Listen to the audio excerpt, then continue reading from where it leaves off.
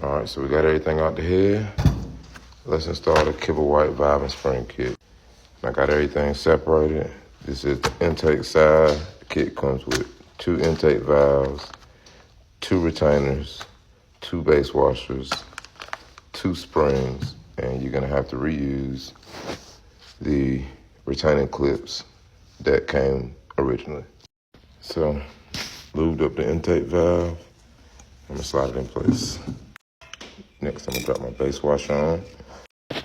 So I lubed up the valve seal, drop it on place, push it down until it's fully seated. And this kit came with the dual springs. Normally I put the tight wound side down and the loose end up, but it looks like this one right here is wound all the same way. So we're gonna drop that on. Now we're gonna put in our retainer, with the KP in my side facing up, just like that. So, got my valve compressor tool on it. As you can see, I got the valve pushed down and there is room for me to slide the retaining clips in. All right, so I got it on the magnet and I can drop one in place, pull it out, and if I push it over, I got enough room to slide the other one in there. Gotta drop the other one in place. See if I can get it in with my hand, yep. And move it over, and it falls right in place.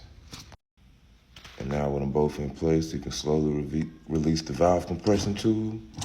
They'll both be in place. And just to make sure the retainer's in good, I just tap them with a little punch, just to make sure they're all the way seated. And I did the same thing on the other intake side, got that in.